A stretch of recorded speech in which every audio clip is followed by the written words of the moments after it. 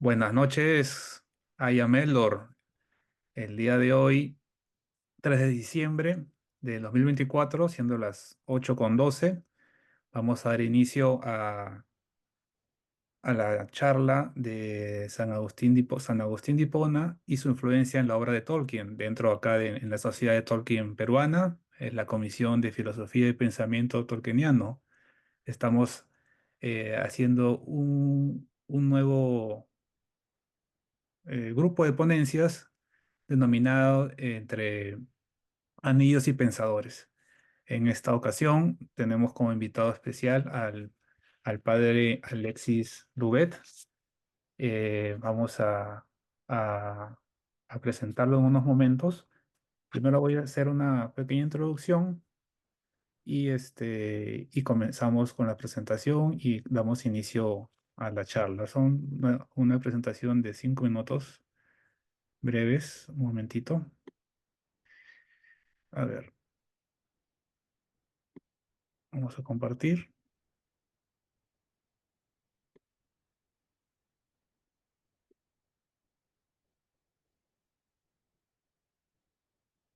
Bien, entonces, brevemente, San Agustín de Hipona nació en el año 354, en el siglo IV, en África, norte de África.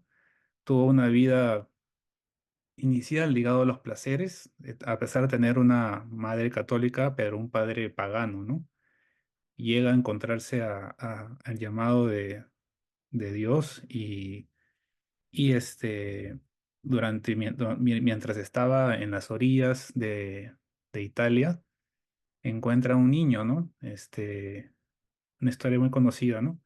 Famosa de San Agustín de Hipona, y el niño se encontraba metiendo agua, sacando agua en un cubito y regresaba a la playa y lo que le metían en un agujerito.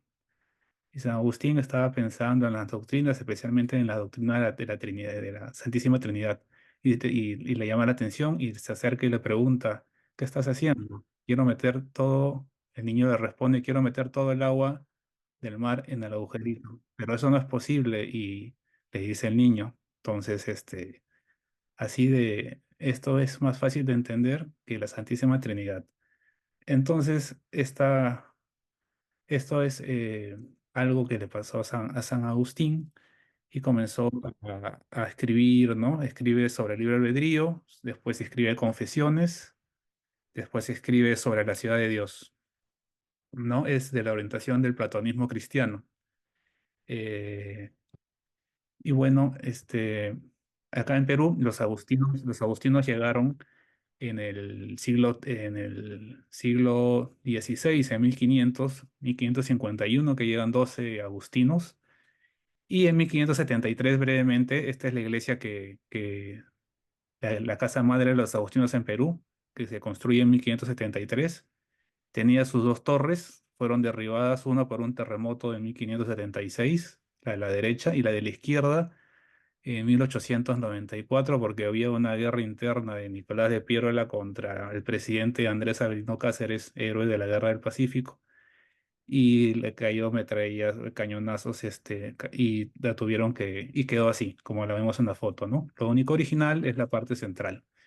Y los agustinos recoletos llegaron acá a Perú muy, muy posterior, en 1940, ¿no? Su casa madre la tomaron de los franciscanos. Esta es la iglesia Santa María Magdalena, que se fundó muy, muy antiguo, en 1557, y estuvo por la orden franciscana hasta 1944, que lo asumen los agustinos recoletos. Y bueno, este, eso es la parte breve de historia de San Agustín y de la orden agustiniana que está acá en Perú. Ahora, sin más preámbulo, vamos a darle la bienvenida, muy, muy agradecidos por aceptar la invitación, al padre Alexis Louvet, sacerdote argentino, profesor en letras por la Universidad Nacional del Litoral y también en filosofía y ciencias sagradas por el Instituto de San Juan de Ávila. Es docente de las cátedras de latín e introducción a las Sagradas Escrituras en el Seminario Metropolitano de Santa Fe, la cátedra de Fe y Cultura en el Instituto Fray Francisco de Paula Castañeda, y la Cátedra de Historia de la Iglesia Antigua y Medieval en el Instituto Arquidiocesano de Ciencias Sagradas. Ha dado varias conferencias relacionadas también con Tolkien y ha escrito el libro Tolkien, el derecho a la fantasía, ¿no? En el 2022 por la editorial Legendaria. Entonces, sin más, vamos por iniciada la conferencia, padre. Está como confitrión. Muchísimas gracias. Bueno, no, muchas gracias a ustedes, bueno, a ti Omar, a Francisco, bueno, a Blanca que pasó a saludar un ratito, y a todos los amigos de Perú. Eh, y bueno, un gusto poder compartir estos apuntes sobre este tema, que es un tema enorme, un tema para sondear. Eh, yo lo que les voy a compartir es eso, básicamente, apuntes, de temas para seguir pensándolos. Eh, y no sé, ¿les parece ya entremos un poco en materia? Bueno, bueno, Bueno, lo que había pensado era, bueno, primero presentar un poquito el tema de la influencia entre Tolkien y San Agustín, ir al clásico problema del mal, que es creo que lo que todos más asociamos a esta relación entre Tolkien y Agustín, y después a lo mejor asomarnos un poco al tema del sentido de la historia de las dos ciudades y el concepto de patria y exilio. Mm, el tema de la influencia, de la conexión, bueno, tal vez lo importante que se va a notar más adelante es que los dos vivieron en tiempos de, de crisis de la historia del mundo, ¿no? Donde se pasaba de un modo de vida a otro, ¿no? Un cambio bastante radical. En Tolkien todos sabemos su experiencia de la Primera Guerra Mundial, y San Agustín ve la caída del Imperio Romano, ¿no? Y sobre las cenizas de ese imperio, Agustín con su obra, va a ir a sentar las bases de una civilización nueva, ¿no? Y creo que en los dos casos, en Agustín por el lado filosófico y teológico, y en el caso de Tolkien por el lado literario, hay una reflexión sobre lo que significa la crisis y en medio de la historia, ¿no? Respecto a la influencia, Tolkien recibe la influencia de Agustín primero en tanto que católico, ¿no? Ya que San Agustín es de los principales teólogos de la Iglesia, junto a Santo Tomás de Aquino, diríamos, son los dos más importantes entre todos los demás teólogos, y así que han influido de una manera o de otra. Eh, San Agustín hizo la primer gran síntesis del pensamiento cristiano sobre la base platónica, así como después Tomás lo va a hacer sobre la aristotélica. Y muchas definiciones del magisterio católico asumen la explicación de Agustín como la más apta para entender la fe. Podríamos decir que también es uno de los más citados autores en la predicación cotidiana. No sé si a usted les habrá pasado, si alguno es católico y habrá escuchado alguna homilía. Es muy probable que Agustín, alguna frase, alguna cita, incluso los sacerdotes, aunque no lo hayan leído a San Agustín, tenemos siempre citas de Agustín para todo.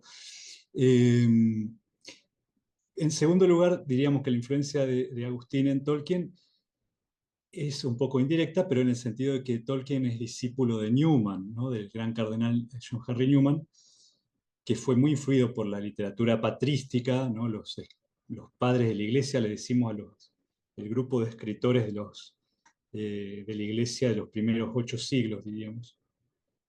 Resumiendo, podemos especificarlo más, pero entre esos, Newman tuvo una especial lectura de Agustín, y todos sabemos que el padre Morgan, ¿no es cierto?, fue secretario de Newman y tutor de Tolkien, ¿no?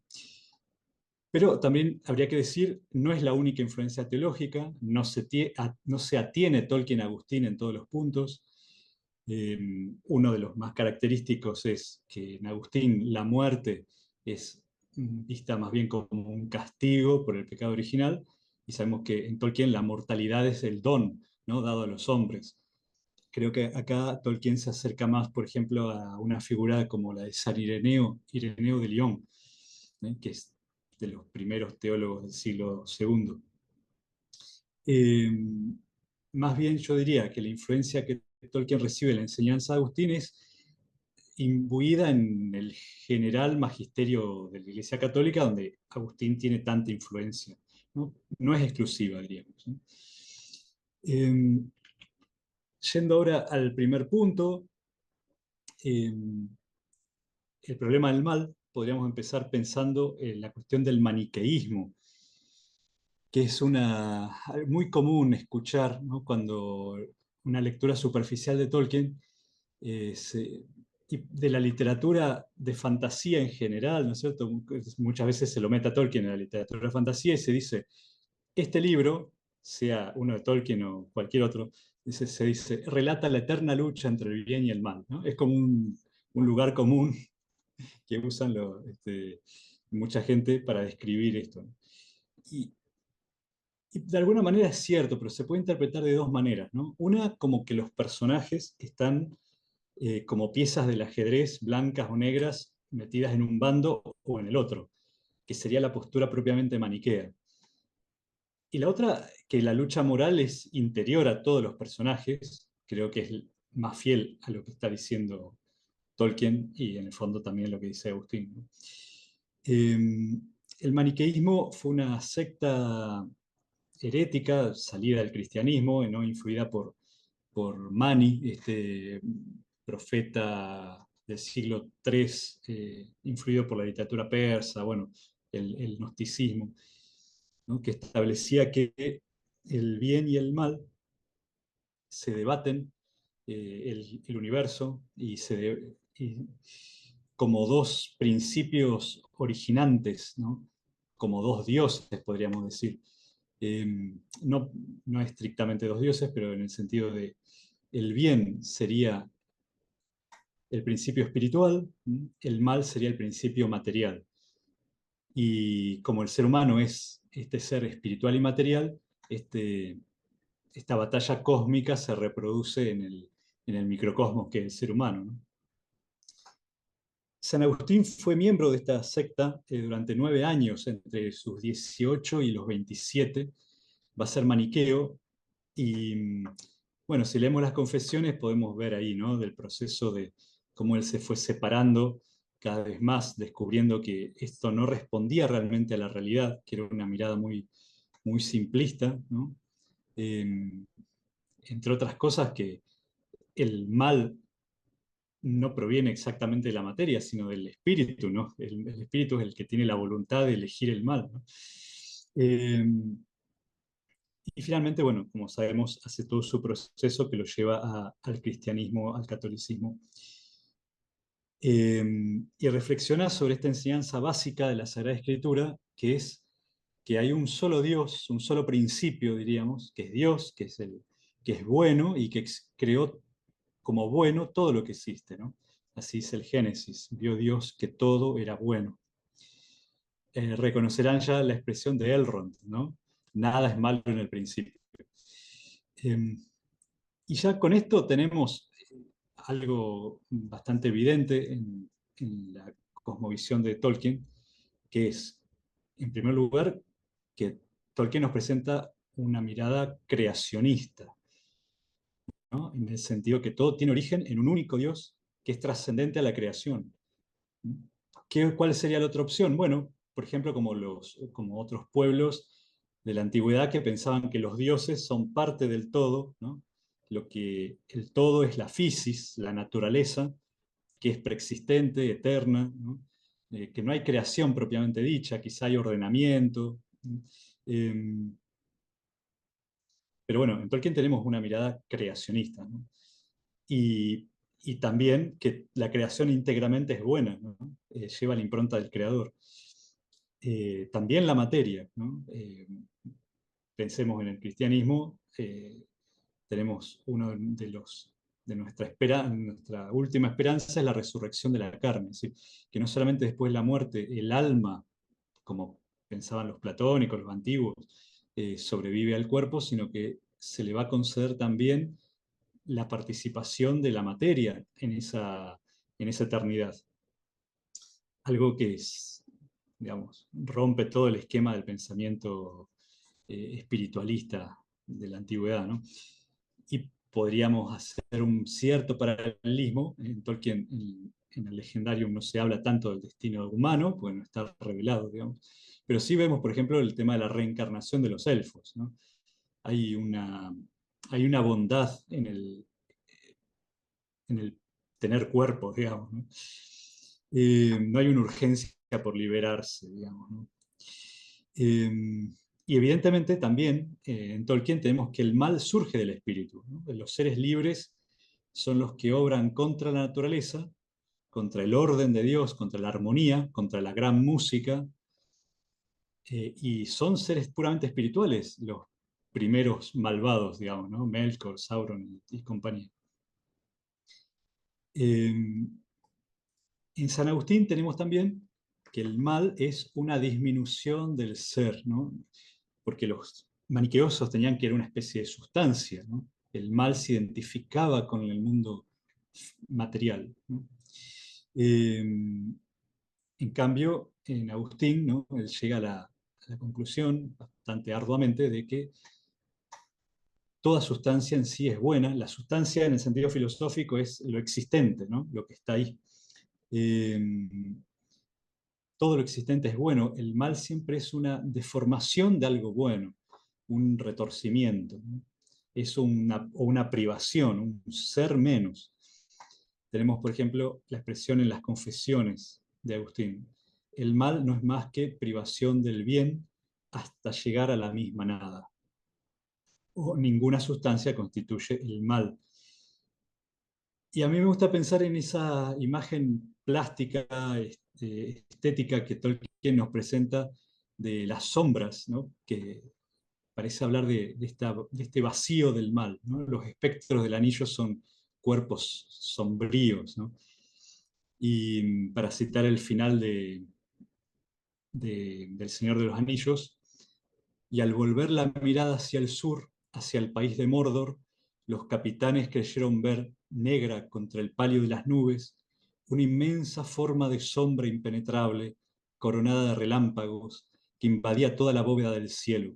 Se desplegó gigantesca sobre el mundo y tendió hacia ellos una gran mano amenazadora, terrible pero impotente, porque en el momento mismo en que empezaba a descender, un viento fuerte la arrastró y la disipó, y siguió un silencio profundo. Eh, bueno, creo que entre estas imágenes, estéticamente, Tolkien nos está hablando de esta inanidad, ¿no? Del mal. Bueno, Agustín introducía también sus distinciones dentro del tema del mal. No sé si me va a dar el tiempo ahora, pero bueno, uno es el mal físico, digamos, el mal material, y el otro el mal moral o espiritual, ¿no? El primero se basa en que las cosas, ¿no? El hambre, el dolor, la enfermedad, se basa en que las cosas no son el bien absoluto, ¿no? El ser infinito y perfecto es Dios, por lo tanto las cosas admiten un más y un menos, digamos, ¿no? Pueden tener más o menos perfección y por eso pueden disminuir.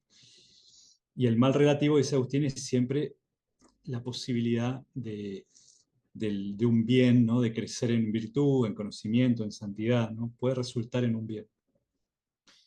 Digamos, es un mal relativo, ¿no? En cambio, el mal espiritual es el verdadero mal, ¿no? El mal que no es relativamente malo, es malo. Es cuando el libre albedrío se deja esclavizar por lo que sea, por las pasiones, por el orgullo, eh, y elige lo menos en lugar de lo más, ¿no? Es el mal que vuelve malo, dice Agustín, al que lo realiza, ¿no? Lo disminuye, lo deforma. Puedo leer de aquí, tengo una cita de La Ciudad de Dios, el libro 12, capítulo 7. Que nadie se empeñe en buscar una causa eficiente de la mala voluntad. No es eficiente la causa, sino deficiente, puesto que la mala voluntad no es una eficiencia, sino una deficiencia. Es así, apartarse de lo que es en grado supremo para volverse a lo que es en menor grado. He aquí el comienzo de la mala voluntad. Querer encontrar las causas de estas defecciones dado que no son eficientes sino deficientes, es como si alguien quisiera ver las tinieblas u oír el silencio. Ambas cosas no son conocidas por los ojos unas, por los oídos el otro, pero no precisamente porque las lleguemos a sentir, sino por la privación de la sensación. También un poco más adelante, en el capítulo 8 dice, sé también que en aquel que se da la mala voluntad sucede algo que si él no quisiera no sucedería, y por tanto su deficiencia es voluntaria y no necesaria, mereciendo justo castigo por ello, porque se aparta no hacia algo malo en sí, sino de una mala manera. Es decir, no va hacia naturalezas malas, sino que va mal por separarse del sumo ser hacia seres inferiores en contra del orden natural. Entonces dice ahí Agustín, la avaricia no es un vicio del oro, no es un problema que tenga el oro, que el oro sea malo, sino es un vicio del hombre que ama perversamente el oro, ¿no? Y así dice, la lujuria no es defecto de la hermosura y suavidad de los cuerpos, sino del alma que ama perversamente placeres corpóreos. ¿No? Dice, la jactancia no es un vicio de la alabanza humana, sino del alma que ama desordenadamente la alabanza de los hombres, etc. Eh, Dice así, quien ama desordenadamente el bien de cualquier naturaleza, aunque llegue a conseguirlo, él mismo en ese bien se convierte en malo y desgraciado, privándose de un bien mejor. Eh, Tolkien va a seguir a San Agustín, especialmente en Ainulindale, en Balacuenta, mostrándonos que la creación surge de un principio bueno, ¿no? De Eru Ilúvatar, pero por la soberbia y el egoísmo de alguna de sus criaturas se introduce el mal, primero como desorden, como desarmonía, ¿no? Ahora, si Dios permite el mal, dice Agustín, que es la otra gran cuestión, ¿por qué Dios permite el mal? No es por falta de poder o falta de bondad, sino porque impedirlo puede llevar a males mayores, como sería, por ejemplo, perder la libertad, ¿no? A veces se da en nuestras sociedades modernas estos debates, ¿no? Donde bueno, tendríamos mejor control social si perdemos la privacidad del uso de las redes sociales. Bueno, más allá de que seguramente ya lo hemos perdido, pero, ¿no? O que para evitar las fake news terminamos perdiendo la libertad de expresión. A veces se debe tolerar algo malo para defender la existencia de un bien mayor. Pero dice Agustín, incluso Dios puede permitir algunos males porque puede sacar de él algún bien, o incluso bienes mayores que si el mal no hubiese ocurrido. Eh, Aunque Dios no lo quiera con una voluntad positiva, ¿no? Sino permisiva, eh, como cuando uno deja que su hijo se golpee andando en bicicleta, porque si no, no va a aprender a manejar, digamos. Eh, Podríamos reconocer, ¿no? Las palabras de Eru a Melkor. Y tú, Melkor, verás que ningún tema puede tocarse que no tenga en mí su fuente más profunda y que nadie pueda alterar la música a mi pesar, porque aquel que lo intente probará que es solo mi instrumento para la creación de cosas más maravillosas todavía que él no ha imaginado. Y tú, Melkor, descubrirás los pensamientos secretos de tu propia mente y entenderás que son solo una parte del todo y tributarios de su gloria. Como dice hermosamente ahí en el relato de Tolkien, ¿no? El agua sin el calor y el frío excesivos nunca produciría la hermosura de la lluvia o de la nieve. Y podríamos inferir que sin las guerras de la Tierra Media, el heroísmo de Aragorn, de Frodo, de Éowyn no serían motivo de alegría o de alabanza. Dice San Agustín en su obra De Ordine, lo que dio lugar al origen del mal no se hizo por orden de Dios, sino que al nacer el mal fue sometido al orden divino. Los mismos males son en cierto modo necesarios de este modo, dice. Por la combinación de cosas contrarias se produce la hermosura universal del mundo. Y finalmente, en la ciudad de Dios, dice, pero Dios, así como es creador excelente de las naturalezas buenas, es justísimo ordenador de las malas voluntades. De suerte que usando ellas mal de sus naturalezas buenas, endereza él al bien las voluntades malas. Em, y bien, podríamos recordar, ¿no?, cómo se nos describe a Sauron, por ejemplo, ¿no?, que comenzó bien, como todas las criaturas. Dice Tolkien en la carta 183. Había seguido el camino de todos los tiranos. Empezó bien, al menos en el sentido de que, aunque deseaba ordenarlo todo de acuerdo con su propia sabiduría, consideró en primer lugar el bienestar económico de otros habitantes de la Tierra. Pero fue más allá de los tiranos humanos en cuanto a orgullo y sed de dominio, pues era en su origen un espíritu inmortal. Y de Morgoth podríamos decir lo mismo que dice Agustín del Diablo, ¿no? Dice, eres bueno por su creación, malo por su voluntad. Dice en el Silmarillion, corromper o destruir todo lo que pareciese nuevo y hermoso fue siempre el principal deseo de Morgoth. Eh,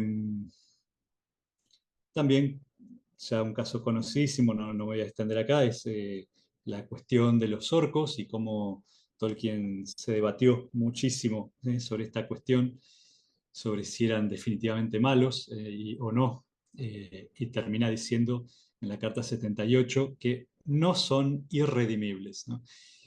Tendríamos que leer también la 153 y la 290, 269.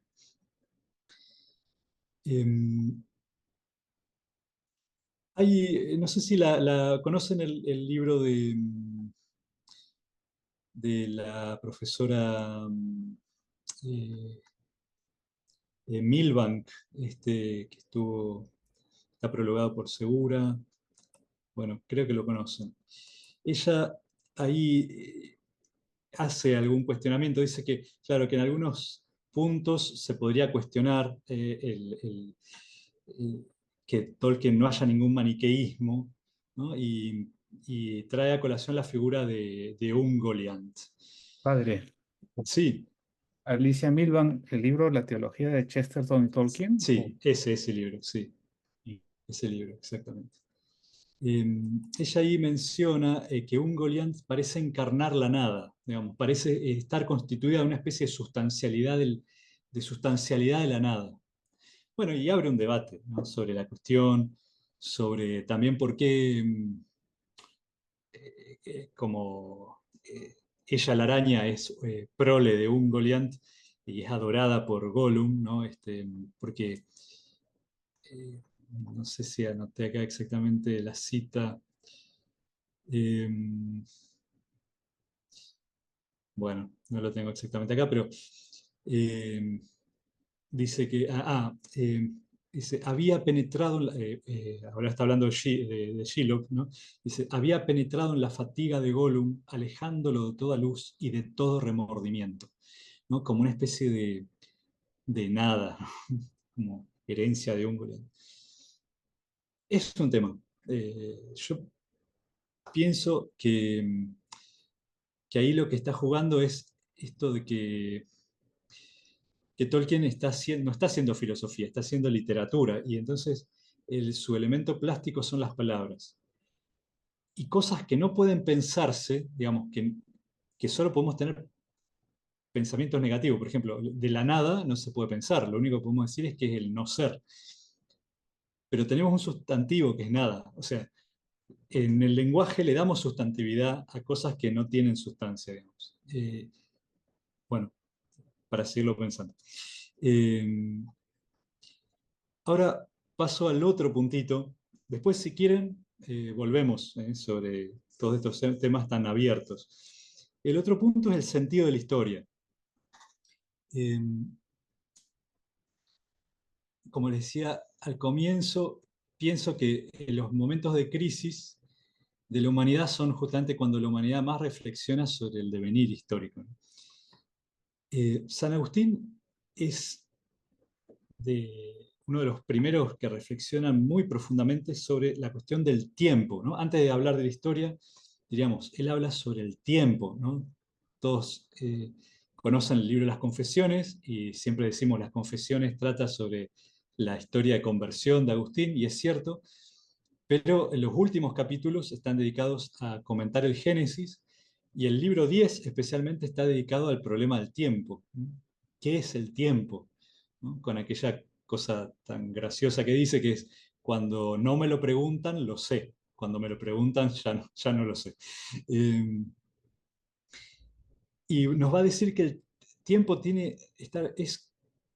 es como él concluye de alguna manera que está vinculado a la dilatación intencional del alma, ¿no? Que el tiempo en sí mismo, el pasado no existe, el futuro tampoco, ¿no? Y el presente se mantiene en la atención que le estamos dando, ¿no? Él dice en las Confesiones, el libro 10, capítulo 20, punto 26, dice, tres cosas que existen de algún modo en el alma y fuera de ella yo no veo que existan. Presente de cosas pasadas, la memoria. Presente de cosas presentes, la visión. Y presente de cosas futuras, la expectación, ¿no? Expectar en latín quiere decir esperar. Y curiosamente compara el devenir del tiempo, ¿no? Con el devenir de una canción, ¿no? Dice, supongamos que voy a recitar una canción sabida por mí. Antes de comenzar, mi expectación se extiende a toda ella, pero una vez comenzada, cuando voy quitando de ella para el pasado, tanto a su vez se extiende mi memoria y se extiende la vida de esta mi acción en la memoria, por lo ya dicho, y en la expectación por lo que he de decir. Sin embargo, mi atención es presente, y por ella pasa lo que era futuro para hacerse pretérito, lo cual, cuanto más y más se verifica, tanto más abreviada la expectación, se alarga la memoria, hasta que se consume toda la expectación, cuando terminada toda aquella acción, pasare a la memoria. Dice, y lo que sucede con la canción entera acontece con cada una de sus partes y con cada una de sus sílabas. Y esto mismo es lo que sucede con una acción más larga de la que tal vez es una parte de aquella canción. Esto es lo que acontece con la vida total del hombre, de la que forman parte cada una de las acciones del mismo, y esto es lo que ocurre con la vida de la humanidad, de la que son partes las vidas de todos los hombres. Eh, me gusta mucho pensar que una de las tantas razones que Tolkien tiene para poner la gran música al principio como diseño del universo, es que no es solamente el diseño de un mundo, es el diseño de un tiempo, digamos, de un devenir. Después San Agustín va a desarrollar un tratadito eh, que es el de música. Curiosamente habla más de la poesía que de la música, pero eh, habla sobre todo sobre los ritmos, es un tratado sobre ritmos, ¿no? Se introduce con toda una especulación bastante pitagórica sobre los símbolos de los números. Y el último libro, el libro sexto de ese tratado, habla sobre la armonía del alma, ¿no? Eh, Termina diciendo el libro sexto, así las cosas terrenas, subordinadas a las celestes, asocian los movimientos de su tiempo gracias a la armoniosa sucesión, por así decirlo, se armonizan con el cántico del universo, ¿no? Esta expresión, el cántico del universo. Obviamente no es una invención de Agustín esto, el canto del universo, ¿no? Podemos rastrearlo a Pitágoras. Eh, Pasando por otros, ¿no? Gregorio de Niza tiene un texto bellísimo. Eh,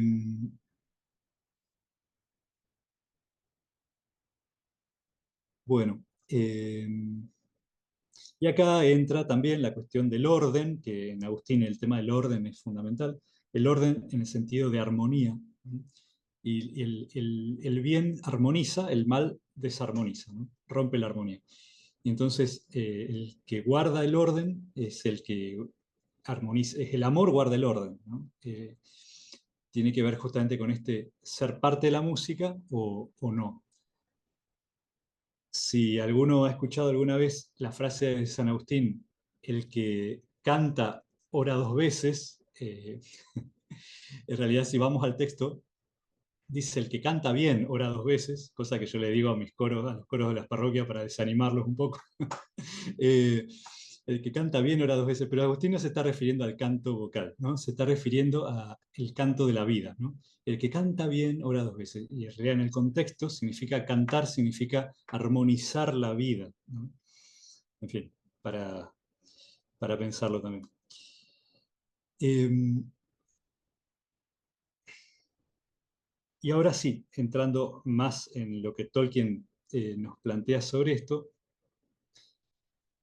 podemos darnos cuenta que Tolkien hace una opción que es justamente una opción agustiniana, católica, como le querramos decir, que es que su historia tiene un principio y avanza hacia un final, a diferencia de la otra cosmovisión, ¿no?, del mundo antiguo, que es la de un eterno retorno, ¿no? Cuando se piensa la historia humana como simplemente parte de la fisis, de la naturaleza, eh, que es eterna, ¿no? Entonces la historia solo puede estar involucrada en un círculo de repeticiones, lo mismo que pasa con la naturaleza, con el ciclo de las estaciones. Se puede pensar en la vida humana como un ciclo de reencarnaciones, digamos, ¿no? Eh, los romanos hablaban del gran año, si leyeron la, la, la, la, la Eneida de Virgilio, ¿no? Cuando Eneas desciende a los infiernos, él está todavía mucho antes que la ambientación de la historia está pintada muchos siglos antes que la historia de Augusto, ¿no?, bajo el cual está narrando la Eneida. Y él hace ver, Eneas ve las almas de los que van a vivir más en el futuro, porque ya han vivido, ¿no?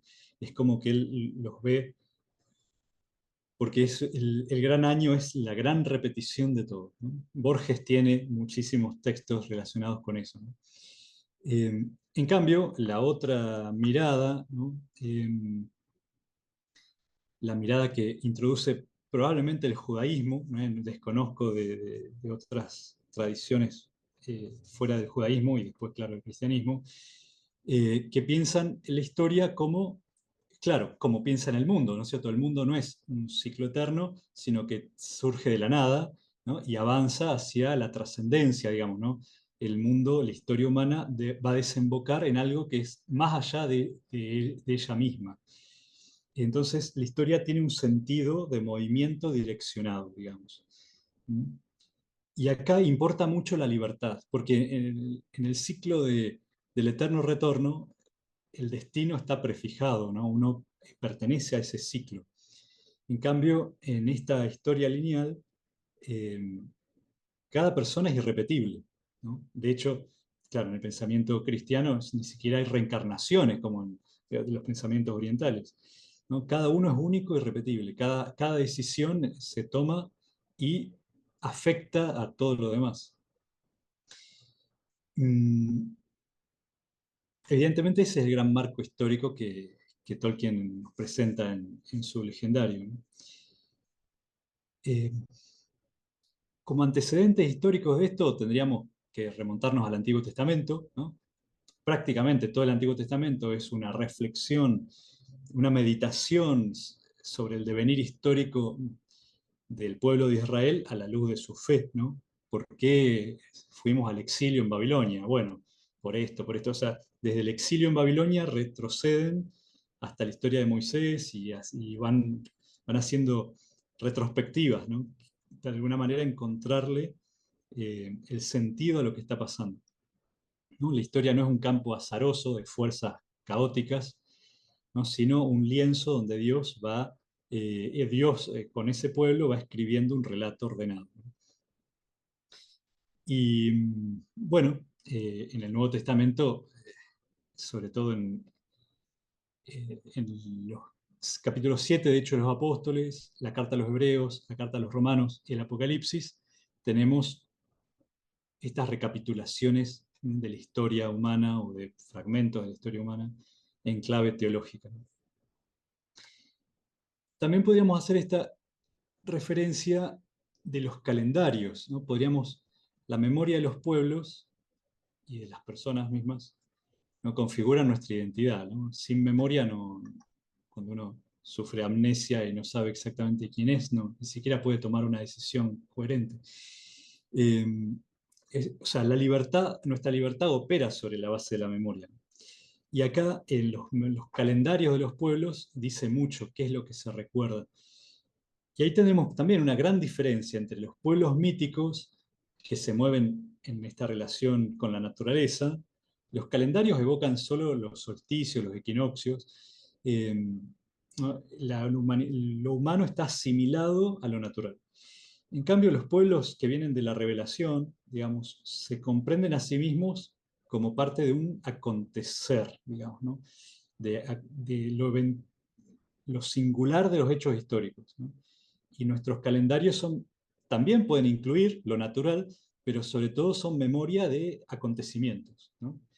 Que nos han afectado. Eh, y ahí podríamos decir, ¿no? La gran referencia en El Señor de los Anillos es, ¿no? El famoso 25 de marzo, ¿no? En adelante, el año nuevo siempre comenzará en Gondor el 25 de marzo, el día en que cayó Sauron, el mismo en que fuisteis rescatados del fuego y traídos aquí, aquel rey oscurara. Eh, es la historia de los elfos y de los hombres está sobre todo hecha de estos. Tienen también sus fiestas agrarias, pero está constituido especialmente por acontecimientos, ¿no? Mm, Bueno, acá habría mucho para decir, un campo enorme para hablar sobre el tema de destino, libertad, providencia, ¿no? El mundo antiguo piensa más en el destino. Tolkien no usa la palabra destiny, usa el doom y fate, ¿no? El hado, y fate viene del latín fari, ¿no? Hablar, ¿no? Aquello que ha sido dicho por los dioses. Y doom, del inglés antiguo, de la expresión juzgar, ¿no? El verbo juzgar. Sabemos que el día del juicio, ¿no? El juicio final se le dice doomsday, ¿no? El día del juicio. La idea es que hay un poder por encima de los mortales dirigiendo con sus sentencias, con su decir, las vidas, pero por otro lado, en la obra misma de Tolkien vemos que los personajes toman decisiones trascendentales con consecuencias buenas o malas que afectan sus propias vidas y la de pueblos enteros por generaciones, ¿no? Creo que ahí volveríamos a San Agustín, al tema de la providencia, ¿no? Cuando Agustín tiene que articular cómo es que confluyen la libertad humana y la voluntad humana y la libertad y la voluntad divina, ¿no? Es en este gran concepto de providencia, amplísimo, muy profundo, pero que diríamos que sostiene al mismo tiempo eh, que los actos libres siguen siendo libres por naturaleza, ¿no? Pero están contemplados justamente como libres en el gran plan de Dios. Me gusta una imagen, pero siempre es una imagen y es muy limitada, ¿no?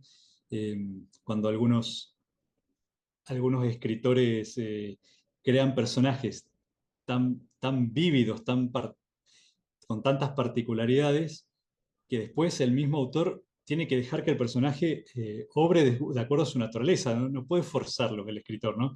Parece que a veces el escritor se encuentra como siguiendo al personaje que él ha creado, ¿no? En lo que él decide, antes que imponerle, ¿no? Él por encima que haga cualquier cosa, ¿no? Y ahí creo que viene bien un par de citas que tengo acá bueno, primero, bueno, Cuentos Inconclusos, la parte 3, el capítulo 3, La búsqueda de Erebor, cuando Gandalf dice varias veces la palabra casualidad, ¿no? Y dice, primero me dejé llevar por la casualidad, y ya la pone entre comillas a la palabra casualidad. Y después dice, reflexionando sobre la historia de Thorin, recordé de pronto la extraña casualidad, que me los puso en las manos, a Thorin, a Bilbo y al resto de la expedición. Y después dice, incluso empezaba entonces a no parecer tan casual. Y, y ahí mismo, en el apéndice de ese capítulo, Gimli le dice a Gandalf, pero ¿quién tejió la trama? usted planeó todo esto, Gandalf. Usa el usted acá, no sé bien la traducción, porque pero dice, usted planeó todo esto, Gandalf. Si no, ¿por qué condujo a Thorin, escudo de roble, a una puerta tan peculiar? Para encontrar el anillo y llevarlo lejos al oeste y esconderlo y luego escoger al portador del anillo y de paso recobrar el reino de la montaña como si nada. ¿No fue este su designio? Y dice, Gandalf no respondió enseguida. Se puso de pie. Esta conversación ocurre al final de la Guerra del Anillo, ¿no? Gandalf no respondió nada. Se puso de pie y miró por la ventana hacia el oeste en dirección al mar. Notemos la alusión, ¿no? Dice, el sol se ponía y en su cara había un resplandor. Eh, Estas epifanías de las que habla Pedro Haddad, ¿no? Que están diseminadas en toda la obra de Tolkien, ¿no? Dice, se estuvo largo rato en silencio, pero por fin se volvió hacia Gimli y dijo, no conozco la respuesta, porque, porque he cambiado desde aquellos días. En ese tiempo lejano le dije a un pequeño hobbit asustado, Bilbo debía encontrar el anillo antes que su hacedor, y tú por tanto debías transportarlo. Y podría haber añadido, y yo debí haberos guiado a ambos a este fin. Y Gimli le responde, ahora lo comprendo mejor, Gandalf. Aunque supongo que, destinado o no, Bilbo podría haberse negado a abandonar su patria, y también yo. Usted no podía obligarnos. Eh, y bueno, ahora yendo al Señor de los Anillos, tenemos aquella alusión también en el capítulo de la sombra del pasado. Detrás de todo esto había algo más en juego y que escapaba a los propósitos del hacedor del anillo. No puedo explicarlo más claramente, sino diciendo que Bilbo estaba destinado a encontrar el anillo y no por voluntad del hacedor.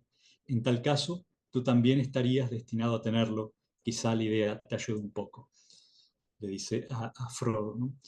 Y Elrond en el concilio les dice, para este propósito habéis sido llamados. Acá aparece el concepto de llamados, convocados, ¿no? De vocación.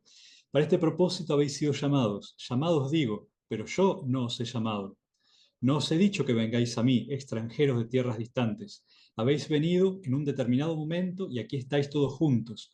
Parecía que por casualidad, pero no es así. Creed en cambio que ha sido ordenado de esta manera, que nosotros que estamos sentados aquí y no otras gentes, encontremos cómo responder a los peligros que amenazan el mundo.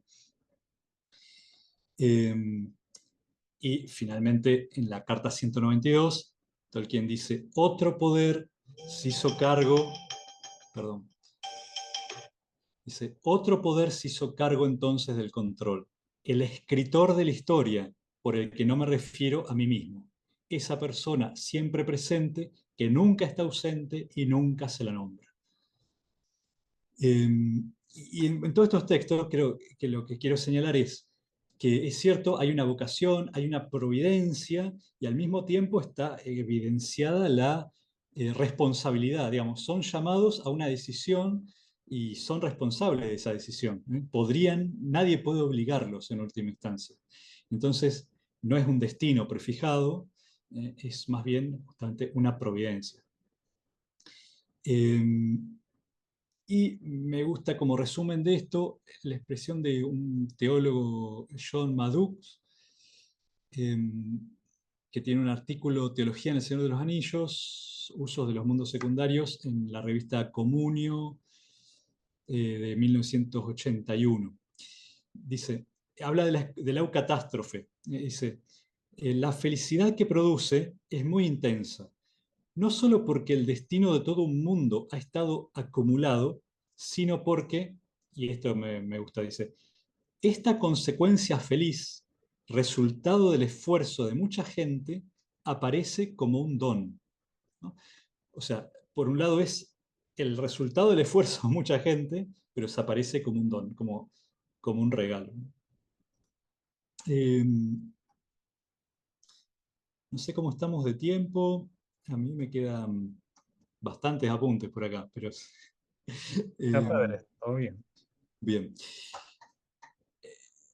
Un poquito más por arriba, ¿no?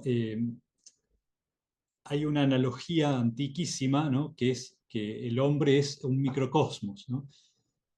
Habría una especie de estructura fractal del universo, ¿no es cierto?, donde el todo se refleja en la parte, ¿no? Y especialmente en el ser humano, ¿no? En Agustín aparece referido a la historia, ¿no? Dice en su tratado sobre el libre albedrío, el género humano, que es por así decirlo, la vida de un hombre único, desde Adán hasta el fin del curso del tiempo. Entonces, como la vida de un hombre es la vida de la humanidad. Y bueno, esto justamente nos plantea de inmediato la idea de la unidad de la historia, ¿no? El principio, la meta, la direccionalidad. No es algo azaroso, hay una progresión. Ya en filósofos antiguos, por ejemplo, Polibio, este escritor griego que eh, siglo, sí, en el 200 antes de Cristo, escribe sobre el ascenso de Roma, ¿no? Le atrae la idea de que por qué Roma ha crecido tanto en poder, todavía en la época republicana de Roma. Eh, y analiza, ¿no?, las civilizaciones, y Polibio llega a proponer la idea de que las civilizaciones tienen como una vida, es como una vida humana, ¿no? Nacen, crecen, se desarrollan, se corrompen y mueren, ¿no? En un ciclo que le llama anaciclosis, porque a su vez se repite permanentemente, ¿no?, en cada civilización. Eh, claro, esto podría encerrarnos en la idea del eterno retorno otra vez. Eh, pero en algún sentido tiene, ¿no? Tiene, podríamos ver estos ascensos y descensos en, en las grandes ciudades, las distintas fundaciones de los elfos, de los hombres, ¿no?, en la obra de Tolkien. Eh, ahora, San Agustín a partir de acá va a empezar a hacer sus primeros esbozos de una teología de la historia. La primera vez que aparece es en un librito que él escribe en el 390, un año antes de su ordenación sacerdotal, que se llama De Vera Religione, ¿no?, de la religión verdadera. Eh,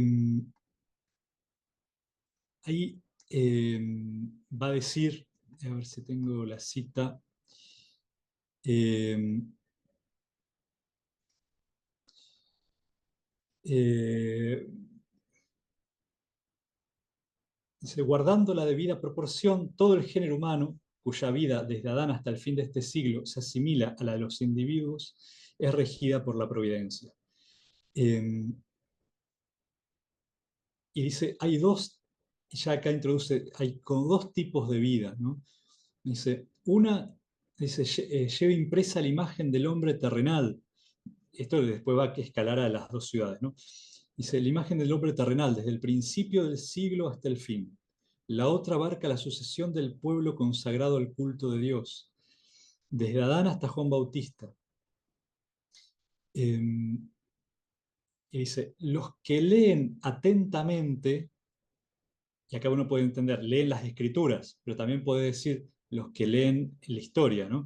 Dice, los que leen atentamente hallan esta articulación de las edades, sin espantarse de la cizaña y de la paja, ¿no?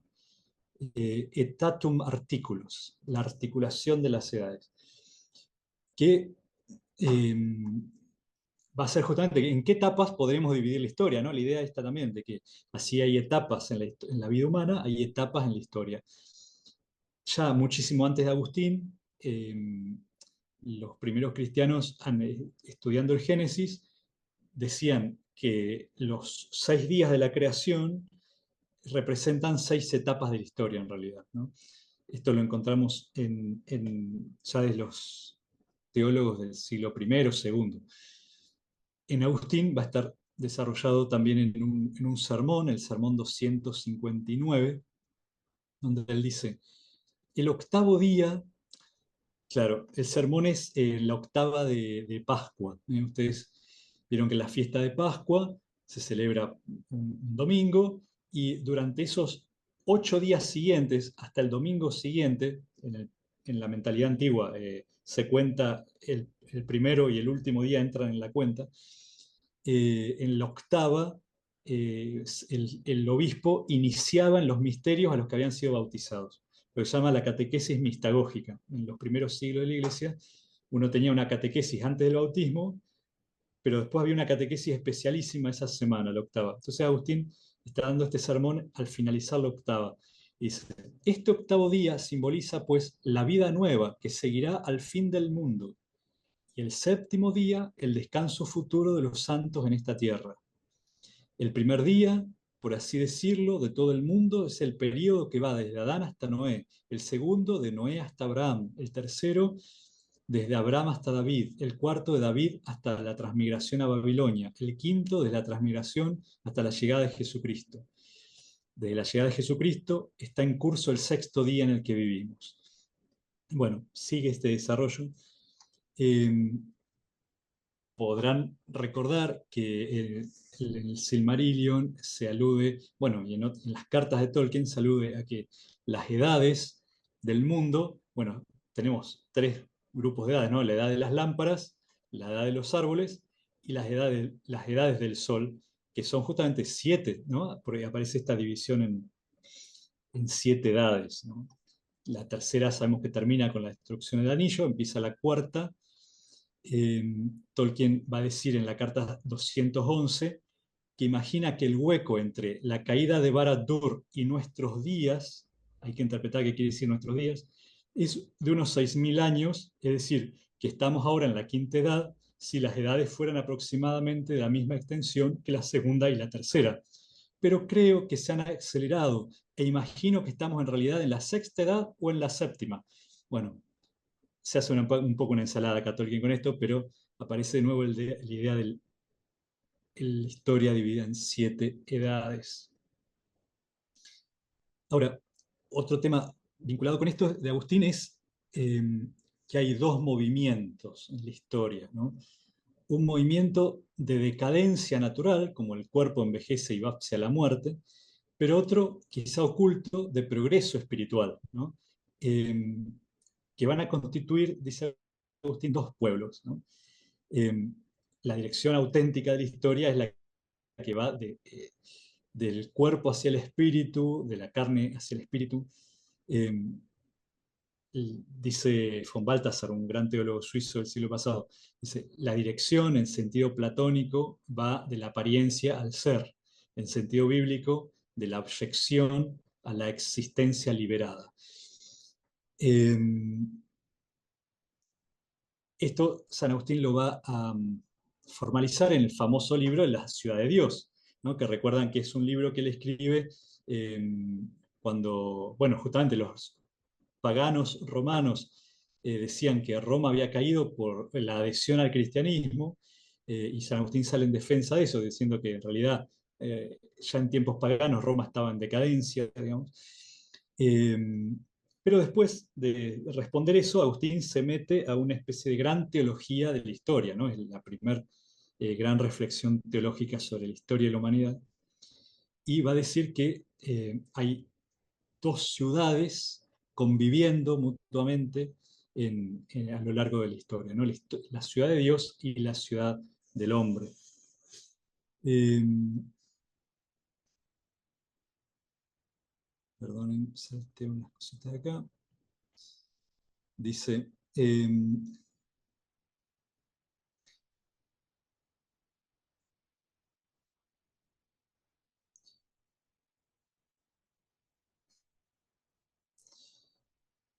bueno, obviamente el tema social es muy importante, San Agustín, digamos, el hombre no está solo, esto también es otro punto importantísimo en Agustín. Bueno, el hombre es un ser social, eh, dice, estando los humanos ligados entre sí, no solo no solo por naturaleza, sino por vínculos afectivos, de parentesco, de lenguaje.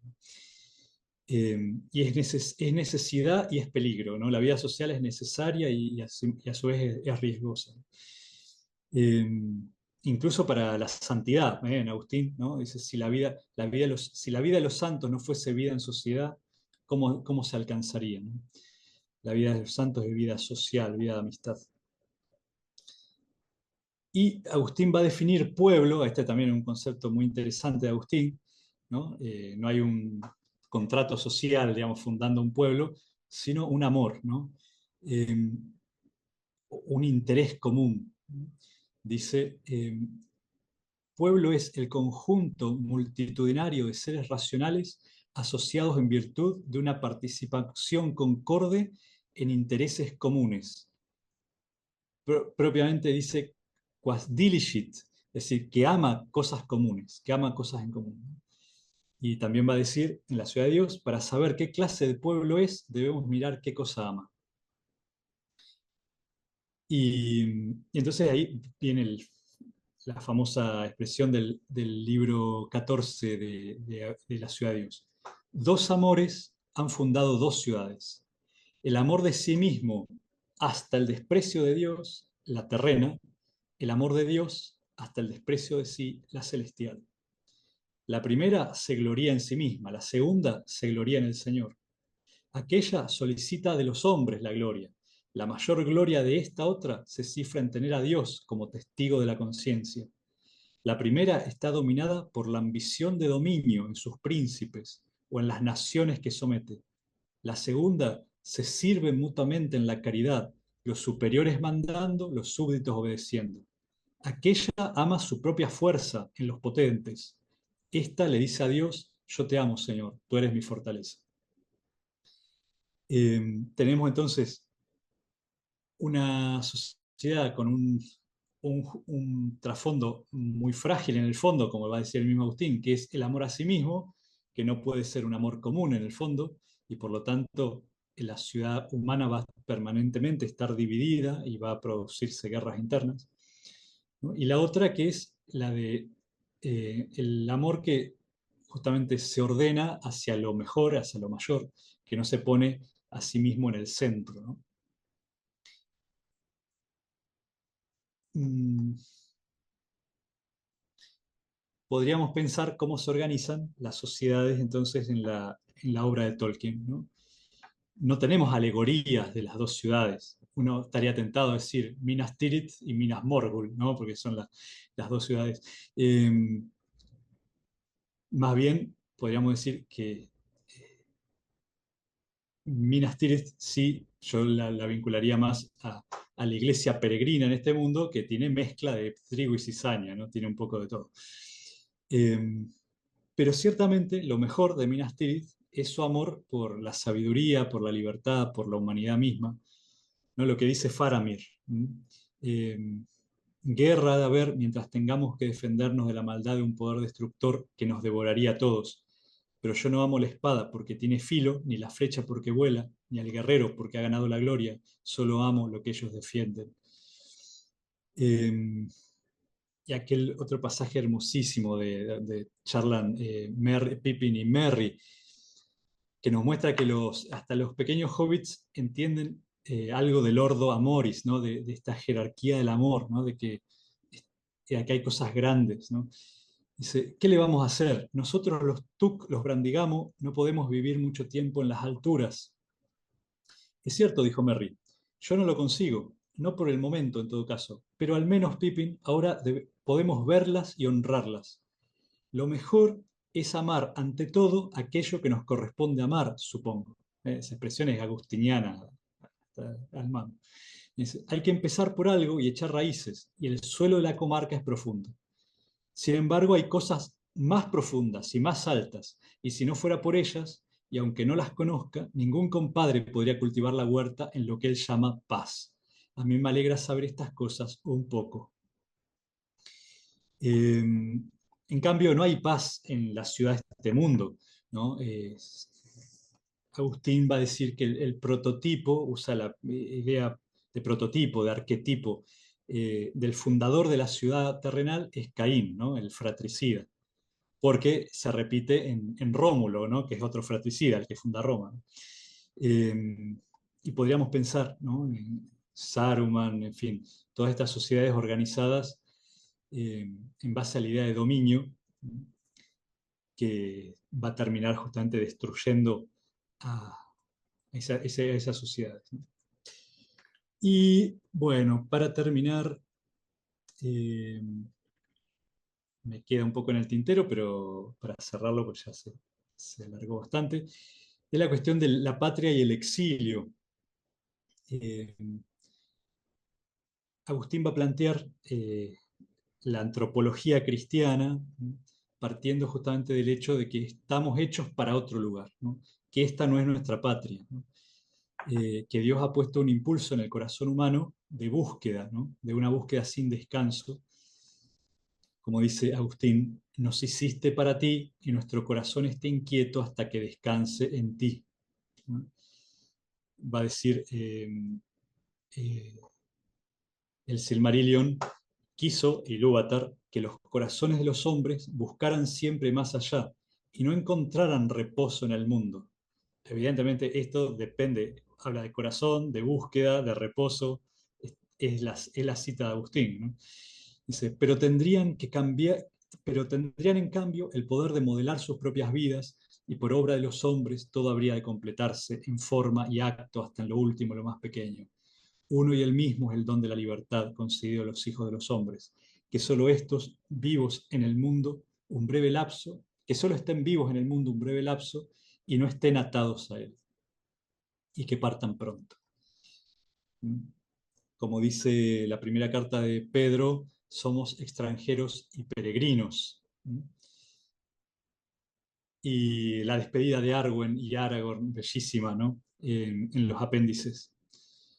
Hasta ahora, dice Arwen, no había comprendido la historia de tu pueblo y la de su caída. Me burlaba de ellos, considerándolos tontos y malvados, mas ahora los compadezco al fin, porque si en verdad es este, como dicen los Eldar, el don que el Uno concede a los hombres, es en verdad un don amargo. Así parece, dijo él, pero no nos dejemos abatir en la prueba final, nosotros que otrora renunciamos a la sombra y al anillo.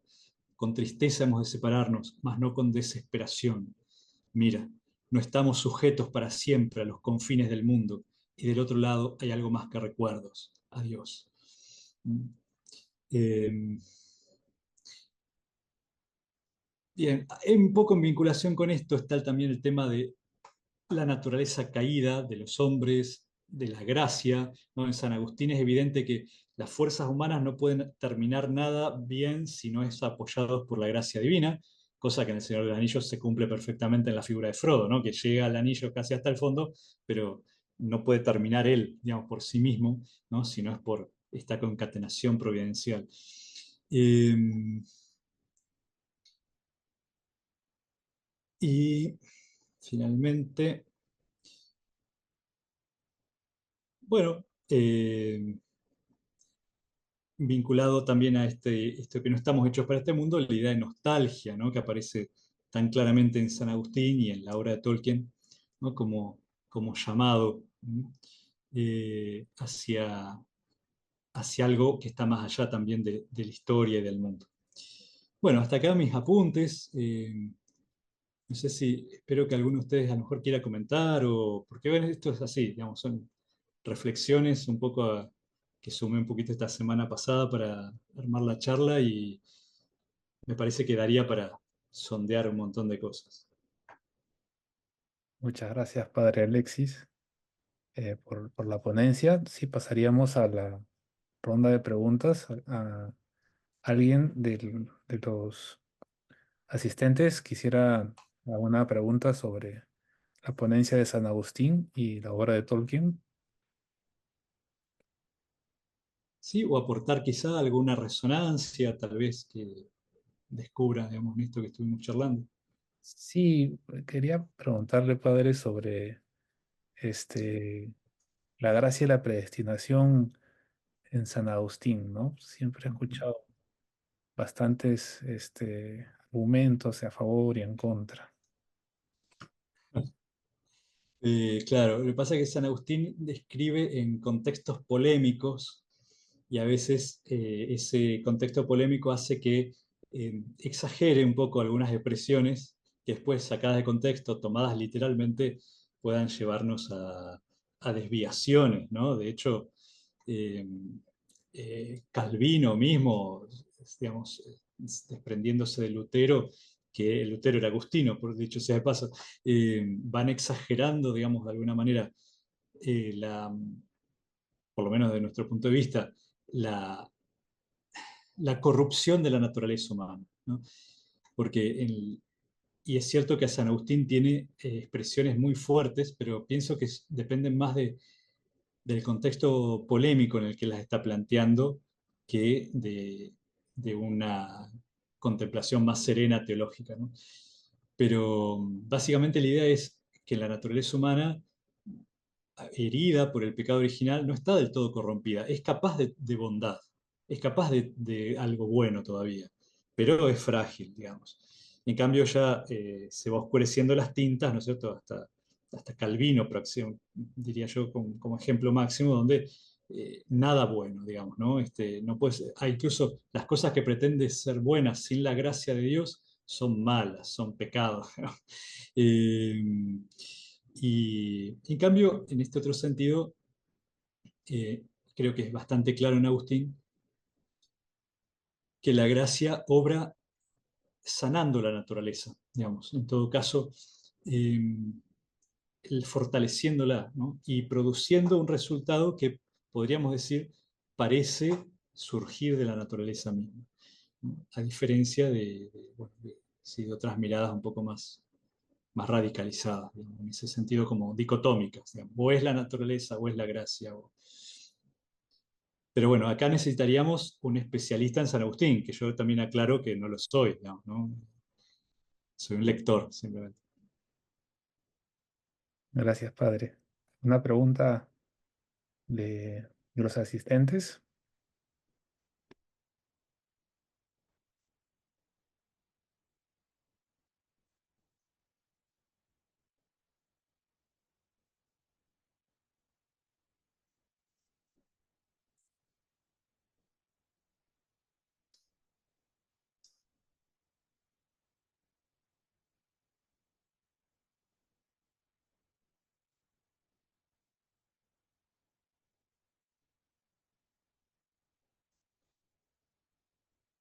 Acá me menciona Ujú. Francisco Sí.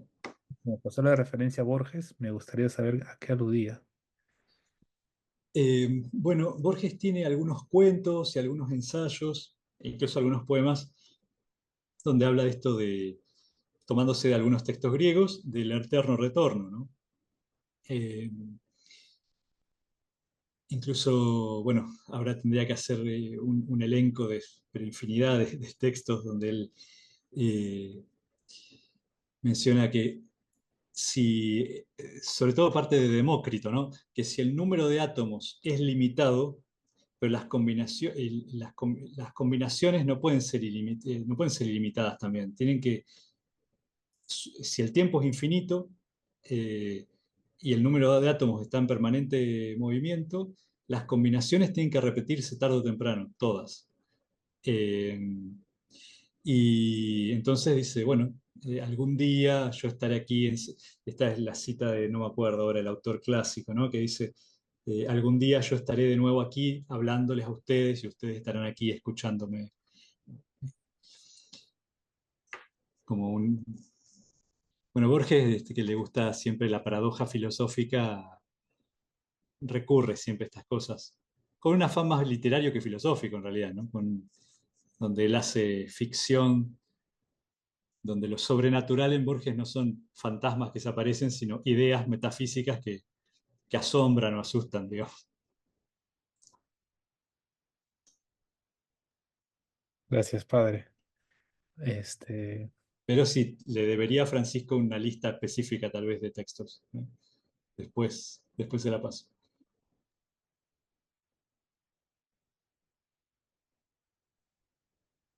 ¿Alguna otra pregunta del público?